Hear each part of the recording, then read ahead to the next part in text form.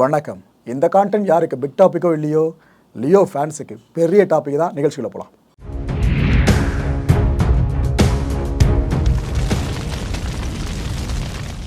Badass vibe இப்போ வரைக்கும் எனக்கு குறையில, வீடியோ பார்த்துருக்க உங்களுக்கும் குறைஞ்சிருக்காதான் நினைக்கிறேன். என்ன வைப்புங்க. அனிருத் அவர்கள் பாடியிருக்க விதமாக இருக்கட்டும், அந்த பீட் செலெக்ஷனாக இருக்கட்டும், வேறு லெவலில் பட்டையை கிளப்புது. ஆனால் ஒரு கசப்பான உண்மை என்னென்னா, இன்னும் கொஞ்சம் நாட்களுக்குள்ள சில பேர் இதை டீகோட் பண்ணுவாங்க. ப்ரோ அங்கேருந்து எடுத்துக்கிறார் ப்ரோ, அந்த பாட்டும் இதுவும் ஒரே மாதிரி இருக்குது ப்ரோன்னு சில பேர் நம்ம இன்பாக்ஸே வரதான் போகிறாங்க. அணிப்பாட்டு எப்படி வேணாலும் இருக்கலாம், end of the day enjoy பண்ணுமா? Okay right. இந்த வைப் ஆக்சுவலாக இந்தியாவில் மட்டும் இல்லைங்க, ஸ்ரீலங்கா, சிங்கப்பூர், மலேசியா, மால்டான்னு இத்தனை பகுதிகள்லையும் ட்ரெண்டிங் மேலே ட்ரெண்டிங்காக ஓடிக்கிட்டே இருக்குது. வைபிள் அப்படி இருக்காங்க உலக வாழ் தமிழர்கள். குறிப்பாக இந்த சினிமா சார்ந்து ரசிகர்கள் இருப்பாங்கள, உலக அளவில் தமிழ் ரசிகர்கள், அவங்க செமையாக அந்த பாட்டு கேட்டு வைப் பண்ணிகிட்டே இருக்காங்க. யூடியூப்பில் சில ரியாக்ஷன் வீடியோஸ்லாம் பார்த்தேங்க. நேற்று நம்ம வீடியோ போஸ்ட் பண்ணி முடிஞ்சிருச்சுல, அதுக்கப்புறமா பார்க்குறேன் அப்படி என்ஜாய் பண்ணுறாங்க ஒவ்வொருத்தரும்.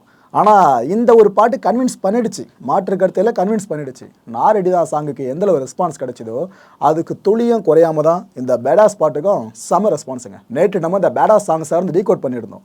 அப்போது ஒரு விஷயம் சொல்லியிருந்தோம், நம்ம ஆண்டனி தாஸை காமிச்சிட்டாங்க, லியோ தாஸையும் காமிச்சிட்டாங்க. ஸோ இந்த பாடலில் கண்டிப்பாக ஹரோல் தாஸையே காமிச்சிருக்கணும்னு சொல்லிட்டு இந்த ஒரு தோற்றம், நம்ம ஹரோல் தாஸ் தோற்றம் நேற்றே நம்ம சந்தேகம் தெரிவிச்சிருந்தோம். அப்புறம் கமெண்ட் செக்ஷனை பார்த்தா பெரும்பாலும் நம்ம ஆடியன்ஸ்லாம் சொல்லியிருந்தது, ப்ரோ அர்ஜுன் அவர்கள் தான் ப்ரோ அப்படின்னு அடித்து சொன்னீங்க. ஸோ அறிவிச்சலாமா? ஹரோல் தாஸ் தாங்க. ஆனால் சில பேர் அதில் நான் யோசிக்காத ஒரு விஷயத்தை யோசிச்சிருந்தாங்க. ப்ரோ சிவகார்த்திகேயன் ஃபேஸ் கட் லைட்டாக வருது ப்ரோ அப்படின்னு சொன்னாங்க. எனக்கும் அந்த டவுட்டு இருந்துச்சுங்க. ஆனால் இப்போ வரைக்கும் ஒரு சின்ன டாக்கு கூட வெளியே வரல, எல்சியூவில் சிவகார்த்திகேயன் இருக்கிற அதுன்னு சொல்லிட்டு. எனக்கு தெரிஞ்சதுக்கு வாய்ப்பே இல்லை இப்போதைக்கு. ஆனால் அந்த ஃபேஸை வச்சு சிமிலராக பல பேர் சொல்ல ஆரம்பிச்சிட்டாங்க.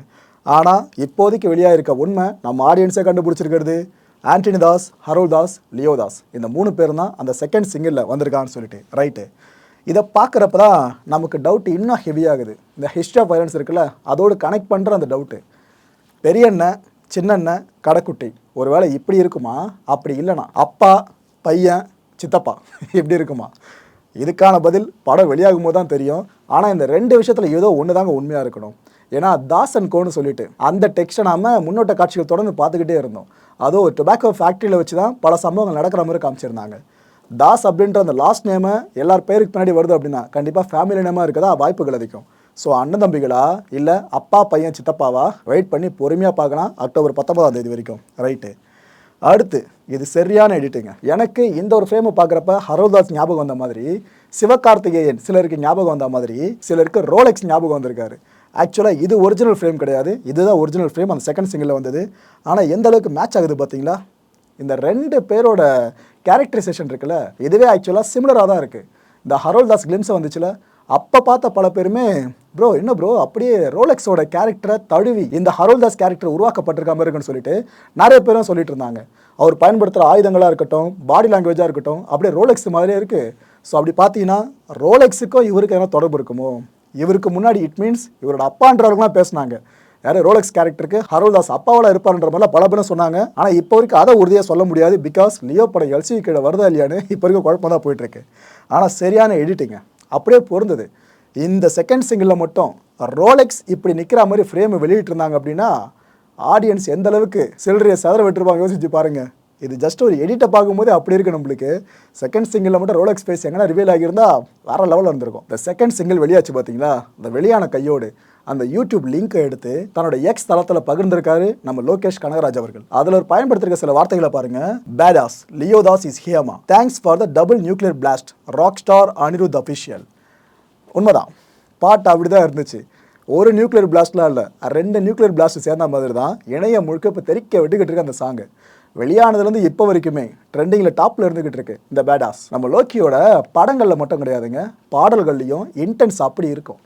ஏன்னா அவரோட படங்கள் எந்த அளவுக்கு இறுக்கமாக போகும் நம்மளுக்கு தெரியும். கைதி உதாரணத்தை எடுத்துக்கோங்களேன், படம் ஆரம்பித்ததுமே கதை ஆரம்பிச்சிடும், கிளைமேக்ஸ் வரைக்கும் நம்மளை அப்படியே என்கேஜ் பண்ணிகிட்டே இருப்பார். நம்ம கையில் ஃபோன் எடுத்து கூட நோண்ட ஆரம்பிக்க மாட்டோம். அப்படி படத்தை அப்படியே அது கூடயே சேர்ந்து பார்த்துக்கிட்டு இருப்போம். அந்தளவுக்கு இன்டென்ஸாக இருக்கும். இது லோக்கியோட படக்காட்சிகளை மட்டும் இல்லை, பாடல்களும் எதிரொலிக்கிறது. இந்த பேடாஸ் பாடல் இருக்குல்ல, இது மூலமாக தெளிவாக தெரியுதுங்க அந்த மனுஷன் எந்த அளவுக்கு ஒவ்வொரு கதை நகர்த்தலுக்காகவும் இன்டென்சிஃபைடாக ஒர்க் பண்ணுறான்னு தெளிவாக தெரியுது. நடிகர் விஜய் அவர்களோட ஏதாவது ஒரு லுக்கு வெளியே வந்தாலே போதும், விஜய் ரசிகர்களுக்கு கொண்டாட்டம் தான். அந்த வகையில் செகண்ட் சிங்கிளில் என்ன லுக்குங்க அவரோடது. அதுவும் குறிப்பாக இந்த லுக்லாம் அல்டிமேட்டாக இருந்துச்சு. இப்பேற்பட்ட ஒரு gift கையில் கிடைச்சதும் ரசிகர்கள் சும்மா இருப்பாங்களா?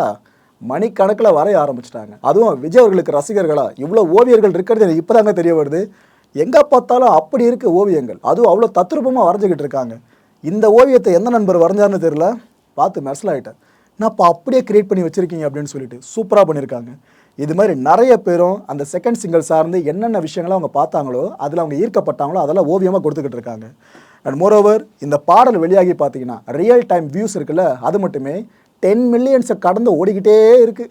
என்ன ஹைப் பார்த்தீங்கன்னா இந்த படத்துக்கு லியோவுக்கு ஆடியோ லான்ச் நடந்தால் தான் ஒரு படத்துக்கான ஹைப் எகுரும் அப்படின்னு தான் பொதுவாக சொல்லுவாங்க. இங்கே பாருங்க, ஆடியோ லான்ச் நடக்கலைன்றது இந்த படத்துக்கு இன்னொரு பெரிய ஹைப்பாக மாறிடுச்சு. அதுவும் இந்த பாடலோட லைக்ஸ் பார்த்தீங்களா யூடியூப்பில், அதுவே மில்லியனை தாண்டி ஓடிக்கிட்டு இருக்கு. இந்த ஜோசப் விஜய்க்கு போட்டி ஜோசப் விஜய் தான் அப்படின்னு விஜய் அவர்களோட மனசில் இருக்க அந்த விஷயம் இருக்குல்ல, அப்பட்டமான உண்மைங்க அது. இந்த லியோ படம் எல்சியு கீழே, it means Lokesh cinematic universe, இது கீழே வருமா இல்லையா அப்படின்ற ஒரு பெரிய எதிர்பார்ப்பு லோகேஷ் கனகராஜ் ஃபேன்ஸுக்கும் விஜய் ஃபேன்ஸுக்கும் பெருசாக இருந்துக்கிட்டு தான் இருக்குது. இதுக்கு மத்தியில் ஒரு தகவல் கசிஞ்சிருக்குங்க கோலிவுட் வட்டாரத்தில் இருந்து. நம்பலாமா நம்பப்படாதா அப்படி இருக்க அந்த தகவல், ஒருவேளை இது உண்மையாக இருந்து நம்ம அசியூம் பண்ணுறதோ உண்மையாக இருந்துருச்சு அப்படின்னா கண்டிப்பாக லியோ படம் எல்சியு கீழே வந்துடும். எதை வச்சு சொல்கிறேன்னு பார்க்குறீங்கன்னா, அந்த தகவலை பற்றி முதல்ல சொல்லிடுறேன். நடிகர் கமல்ஹாசன் அவர்கள் இருக்காங்களே, அவர் நடிகர் விஜய் அவர்களை சந்தித்ததாகவும் இவங்க 2 பேரோட சந்திப்பு ஒரு டப்பிங் ஸ்டுடியோவில் நடந்ததாகவும் சொல்லப்படுது.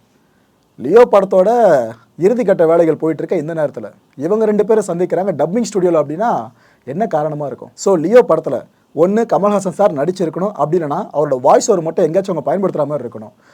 உதாரணத்துக்கு சொல்கிறதா இருந்தால் இந்த விக்ரம் படத்தில் பார்த்துருப்போம், கிளைமேக்ஸ் போர்ஷன் இருக்குல்ல, அதான் ரோலெக்ஸை இன்ட்ரோ பண்ணிவிடுவாங்க.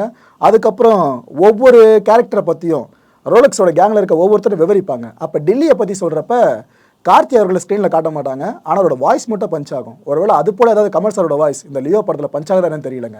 இந்த எல்லா அசம்ஷனும் உண்மையாக இருக்கணும் அப்படின்னா இவங்க 2 பேரும் டப்பிங் ஸ்டுடியோவில் இப்போ மீட் பண்ணாங்கன்ற ஒரு டாக் போயிட்டுருக்குல, அந்த தகவல் உண்மையாக இருக்கணும். யார் தெரியுதா? நம்ம சாண்டி மாஸ்டர். பாருங்கள், 6 பேக்கெலாம் வச்சு மனுஷன் வேறு லெவலில் இருக்கார். அந்த 300 ஒரு படம் இருக்கும், கண்டிப்பாக அந்த படத்தை நிறைய பேர் பார்த்துருப்பீங்க. ஸ்பார்டன்ஸ் கேள்விப்பட்டிருப்பீங்க இந்த டைலாக்லாம், அந்த படம் தாங்க அது. அந்த படத்தில் வர்ற அந்த ஸ்பார்டன் வீரர்கள் இருக்காங்களே, அவங்க உடம்பை பார்த்தீங்கன்னா லிட்டரலாக இப்படி தான் இருக்கும். நம்ம லோக்கி அவர்கள் படம் அப்படின்னாலே மெனக்கெட்டுறதுக்கு ஆர்டிஸ்ட்லாம் தயங்கவே மாட்டாங்க. அதில் ஒரு பகுதியாக இதை பார்க்கலாம் போல இருக்குது. நம்ம சாண்டி அவர்களே அவரோட இன்ஸ்டா பக்கத்தில் பதிவேற்றம் பண்ணியிருக்கிறதா இந்த ஒரு புகைப்படம். இந்த லுக்கில் சாண்டி அவர்களே இதுக்கு முன்னாடி யாரும் பார்த்துருக்க மாட்டீங்க, முதல் முறையாக உங்களுக்காக. இவரும் லியோ படத்தில் நடிச்சிருக்காரு, எல்லாருக்கும் தெரிஞ்சிருக்கும் நம்புகிறேன். இந்த ஃபோட்டோவுக்கு பக்கத்தில் அவர் கொடுத்துருக்க கேப்ஷன் தாங்க weight, keep calm and wait for Loki's magic அப்படின்னு கொடுத்துருக்காரு. காம், இந்த வார்த்தை நாம் இந்த லியோ படம் சார்ந்து வெளியாகிற ஒவ்வொரு போஸ்டர்லையும் பார்த்துக்கிட்டு இருக்கோம். அதே வார்த்தை இவரும் பயன்படுத்திட்டு அமைதியாக காத்துருங்க, நம்ம லோகேஷ் கனகராஜோட மேஜிக் படம் இருக்குல்ல இந்த லியோ, இதுக்காக காத்துருங்கன்னு நம்ம சாண்டி அவர்கள் தனக்குத்தானே கிளிம்ஸை வெளியிட்டிருக்க மாதிரி இந்த ஃபோட்டோ வெளியிட்டு சொல்லியிருக்காரு. ஏன்னா படத்தோட மிக முக்கியமான 3 கேரக்டர்ஸ் சார்ந்தும் படக்கூட ரிவீல் பண்ணிட்டாங்க, ஆண்டனி தாஸ், ஹரோல் தாஸ் அண்ட் லியோ தாஸ். நம்ம சாண்டி அவர்களுக்கு ஏதாவது கிளிம்ஸ் படக்கூடிய வெளியிடலையேப்பா அப்படின்னு ஏக்கத்தில் இருந்தீங்கன்னா அந்த ஏக்கத்தை இப்போ போகிற மாதிரி தான் தலைவன் தனக்கு தானே கிளிம்ஸை வெளியிட்டிருக்காருங்க. நம்ம லோக்கி அவர்கள் எந்த அளவுக்கு ஒரு டிசி ஃபேன் அப்படின்றது நான் உங்களுக்கு சொல்லி தெரிய வேணாம். இந்த வீடியோ பார்த்துட்டு இருக்க நிறைய பேருக்கு மார்வல் கண்டிப்பாக பிடிச்சிருக்கும், நான் இல்லைன்னு சொல்லலை. ஆனால் நம்ம லோகேஷ் கனகராஜ் டிசி ஃபேனுங்க. ஒரு கதை தெரியுமா? இப்போ இருக்க ட்ரெண்ட் படி எடுத்துக்கிட்டிங்கன்னா உலகம் முழுக்கவே அதிகப்படியான ரசிகர்களை கொண்டிருக்கிறது மார்வல்ஸ். ஆனால் ஒரு காலத்தில் பார்த்தீங்கன்னா ஆரம்பித்த புதுசில் டிசி தான் டாப்பில் இருந்துச்சு, மார்வல் எங்கேயோ இருந்துச்சு. ஆனால் கால மாற்றம் எப்படி லிஸ்ட்டு மாறி இருக்குது பார்த்தீங்களா? ஆனால் எது மாறினாலும் லோகேஷ் அவர்கள் மட்டும் டிசியை தாங்க ஃபாலோ பண்ணிட்டுருக்காரு. இந்த ஹிஸ்ட்ரி ஆஃப் வயலன்ஸ்ன்ற ஒரு காமிக் இருக்குது பார்த்தீங்களா, படத்தை விட்டுருங்க, காமிக் ஒன்று இருக்குது. அதை தழுவி கூட இந்த லியோ படம் எடுக்கப்பட்டிருக்கலான்னு இன்னொரு டாக் ஒரு பக்கம் வளம் வந்துட்டு தான் இருக்குது. அந்த வகையில் தான் இந்த ஒரு மீமுங்க பயங்கர ட்ரெண்டாக போயிட்டுருக்கு சோஷியல் மீடியா முழுக்கவே. இதை நம்ம லோக்கி அவர்கள் பார்த்தா பயங்கரமாக சந்தோஷப்படுவார். நான் நினச்சதை பசங்க சொல்கிறாங்கப்பா அப்படின்னு சொல்லிட்டு. அதுவும் இந்த செகண்ட் சிங்கிள் இருக்குல்ல லியோவோடது, அதில் வந்து சில பாடல் வரிகள் இருக்குது பாருங்கள், அதை ஓமையாக தொகுத்து தான் இந்த ஃபோட்டோஸோடு கனெக்ட் பண்ணி போட்டிருக்காங்க. நல்லவன் இருந்தால் இந்த கதையில் ராட்சச முகம்தான். இது ஆக்சுவலாக டிசியில் ஒரு கேரக்டர் நல்லா ஆப்ட் ஆகும், சூப்பர்மேன். முதல்ல மக்கள் எல்லாம் போற்றுற மாதிரி இருக்கிறதுல நல்லவர் அவர் தான்ப்பா அப்படின்னு தூக்கி கொண்டாடுற மாதிரி இருப்பாப்புல. அப்படியே காலங்கள் செல்ல செல்ல ஆக்ஷனாக அதிகமாகுது. அட் த சேம் டைம் என்ன நடக்கும்னா ஒட்டுமொத்த வில்லன்களுக்கும் வில்லனா சிம்ம சொப்பனமா அதே சூப்பர்மேன் மேலே மாறி டெவிலா நிற்பாப்புல. இதே கேரக்டர் டிசைனை தான் நம்ம லியோ படத்துலையும் விஜயர்கள் சார்ந்து பார்க்க போகிறோம், ஐஸ் அண்ட் ஃபயர்னு சொல்லிட்டு. ஸோ டிசியவும் இந்த லியோ செகண்ட் சிங்கிளையும் சேர்த்து தான் இந்த ஒரு மீமை பயங்கரமாக பரப்பிட்டு இருக்காங்க. இந்த செகண்ட் சிங்கிளில் பாடல் வரிகளை கேட்டு வைபில் இருக்க விஜய் ரசிகர்கள்லாம் சோஷியல் மீடியாவில் இப்போ ஒரு பதிவை திரும்ப திரும்ப திரும்ப பதிவிடுறாங்க. அது என்னன்னு பார்த்தீங்கன்னா, செகண்ட் சிங்கிள் ஃபேன்ஸ்க்கு ரிலீஸ் பண்ணுவாங்கன்னு பார்த்தா ஹேட்டர்ஸ்க்கு ஆன்சர் பண்ணியிருக்காங்க. வேற லெவல் தரமான சம்பவம். லோக்கி, விஜய் அண்ணா அண்ட் இன்னொரு பக்கம் அனி ப்ரோன்ட்டு வாழ்த்து மழையில் அந்த 3 பேரை நனைய வச்சுக்கிட்டு இருக்காங்க. லியோ படத்துக்கு இருக்க எக்ஸ்பெக்டேஷனை பற்றி நான் உங்களுக்கு சொல்லி தெரிய வேணாம் மக்களே. இமாலய அளவுக்கு போய்கிட்டே இருக்கு ஒரு நாள் கடக்க. ஆடியோ லான்ச் நடக்காமல் இவ்வளோ எக்ஸ்பெக்டேஷனுங்க, அதுதான் பெரிய விஷயமே. ஸோ இப்போ வரைக்கும் சினிமா இண்டஸ்ட்ரி வட்டாரங்கள்லாம் சொல்கிறது கண்டிப்பாக இந்த படம் 1000 கோடி ரூபாய் வசூல் பண்ணணும்னு சொல்கிறாங்க. ப்ரோ அதெல்லாம் வாய்ப்பு இல்லை அப்படின்னு சில பேர் கருதுறீங்கன்னா, மக்களே ஜெயிலர் படம் சார் நீங்களே யோசிச்சு பாருங்கள். எப்படி ஆரம்பித்து எப்படி பிஸ்னஸ் முடிஞ்சு அதுக்கப்புறம் எப்படி ரிலீஸ் பண்ணப்பட்டு அதுக்கப்புறம் எந்த அளவுக்கு சக்கப்போடு போடுச்சுன்னு சொல்லிட்டு இத்தனைக்கும் கலவையான விமர்சனங்களை ஃபேஸ் பண்ண படம் அது. ஆனால் அதுவே அடித்து தூக்குச்சு வசூலில். அப்படி இருக்கிறப்ப லியோ படம் எந்த அளவுக்கு வசூல் சாதனை பண்ணான்னு கண்டிப்பாக உங்களுக்கு புரிஞ்சிருக்கும்.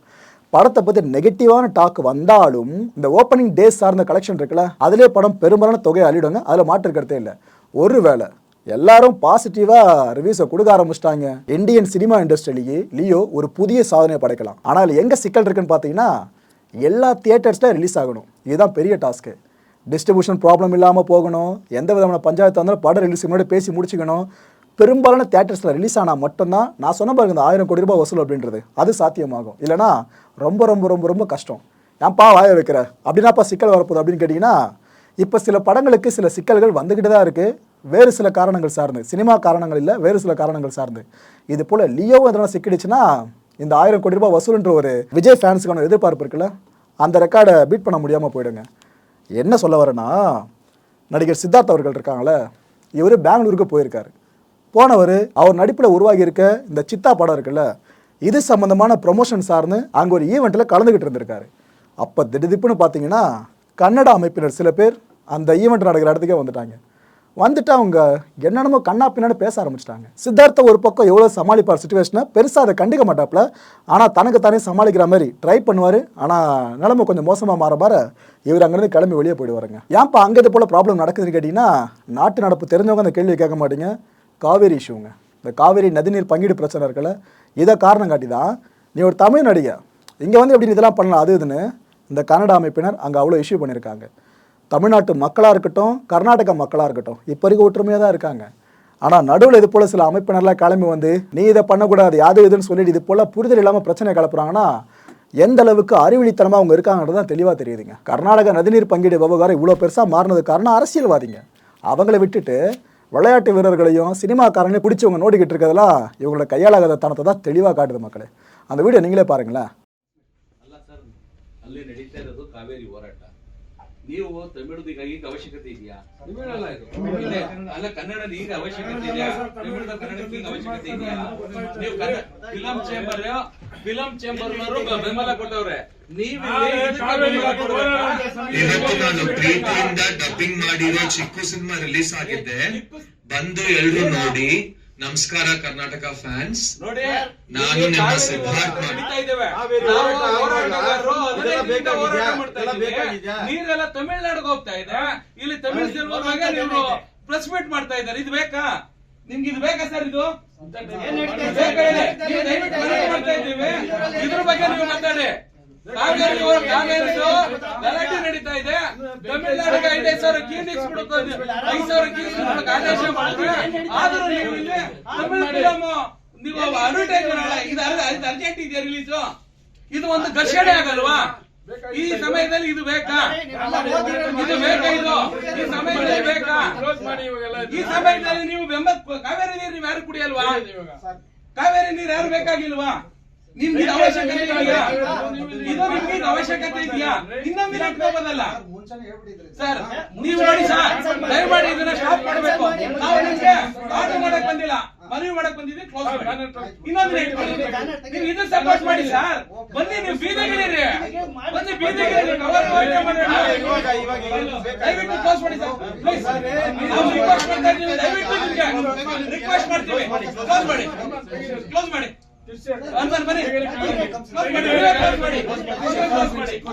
ದಯವಿಟ್ಟು ಬನ್ನಿ, ಹೋರಾಟಕ್ಕೆ ಹೋಗೋಣ. ಬನ್ನಿ,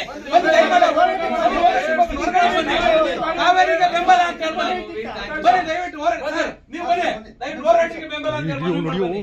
ಎಲ್ಲರೂ ಬನ್ನಿ, ಹೋರಾಟಕ್ಕೆ. ನಾಳೆ ಬಂದಿದೆ. ಬನ್ನಿ. இப்போ உங்களுக்கு புரிஞ்சிருக்கும் லியோ படமும் எந்த பிரச்சனையும் சிக்காமல் இருக்கணும்னு சொல்லிட்டு. ஏன்னா கர்நாடகாலையும் விஜய் அவர்களுக்கு சரியான ஃபேன் பேஸ் இருக்குது. அங்கேயே இருக்க மெஜாரிட்டி தேட்டர்ஸில் படம் வந்தால் தான் ஜெயிலர் படத்துக்கு கர்நாடகாவில் கிடைச்ச ஒரு பெரிய ரெஸ்பான்ஸ் இருக்குல்ல, அதில் ஓரளவுக்காச்சும் இந்த படத்துக்கு கிடைக்குங்க. எதுக்கு ஓரளவுன்னு சொல்கிறேன்னா, ஜெயிலர் படத்தில் சிவராஜ்குமார் அவர்கள் பண்ணியிருந்தாங்க. அவர் கன்னட சினிமா இண்டஸ்ட்ரியில் எந்த அளவு சூப்பர் ஸ்டார் நான் உங்களுக்கு சொல்லி தெரிய வேணாம். அது படத்துக்கு மிகப்பெரிய ப்ரொமோஷனல் டூலாக கர்நாடகா பேஸில் அமைஞ்சிருந்துச்சு. அந்த அளவு வர முடியலனாலும் அதுக்கு கொஞ்சம் நெருக்கமாக இந்த லியோ படம் அங்கே வசூல் பண்ணணும் அப்படின்னா எந்தவித பிரச்சனையும் இந்த படம் அங்கே ரிலீஸ் ஆகிறப்ப சிக்காமல் இருக்கணும். வெயிட் பண்ணலாம். வர அக்டோபர் 19 லியோ படம் ரிலீஸ் ஆகிறது உறுதியாயிடுச்சு. இந்த படம் சார்ந்த டாக்கு முதல்ல வந்துச்சுல, அப்போவே படக்குழு தெளிவாக இந்த டேட்டை ஃபைனல் பண்ணிட்டாங்க. இதெல்லாம் பெரிய கட்ஸ் வேணுங்க. ரிலீஸ் டேட்டை முடிவு பண்ணிட்டு படத்தோட வேலையை ஆரம்பிக்கிறதுலாம் ஹேட்ஸ் ஆஃப் இந்த டீமுக்கு. சொன்ன மாதிரியே படம் கிட்டத்தட்ட அந்த அக்டோபர் 19 வெளியாகிற மாதிரி இருக்குது. அதர் எக்ஸ்டர்னல் ப்ராப்ளம்ஸ் எதுவும் ரைஸ் ஆகாமல் இருந்துச்சுன்னா இந்த date confirm. So blood is ஸ்வீட்டை 19 நம்ம பார்க்க போகிறோம். இதை தொடர்ந்து டிசம்பர் 22 பிளட் பாத்தை பார்க்க போகிறோம். வேறு எதுவும் இல்லை, சலார் படம். அந்த படத்தோட ரிலீஸை படக்குழு சமீபத்தில் ஒத்தி வைக்கிறதா அறிவிச்சிருந்தாங்க.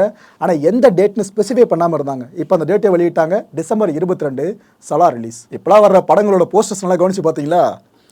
நீங்கள் அந்த ஹீரோவோட முகத்தை தவிர்த்துட்டு வேற வேறு முகத்தை வச்சுட்டு இந்த படத்தோட டைட்டிலாம் தூக்கிட்டு பார்த்தீங்கன்னா ஏதோ கறிக்கடைக்கு ப்ரொமோஷன் பண்ணுறாங்கப்பா. அப்படியே உங்களுக்கு யோசிக்க தோணுமே. உடம்பு முழுக்க ரத்தம், கையில் கத்தி, மேக்ஸிமம் இப்படி தான் போஸ்டர்ஸ் வந்துகிட்டு இருக்கு. ஆனால் ஆடியன்ஸ் விரும்புகிறாங்களே.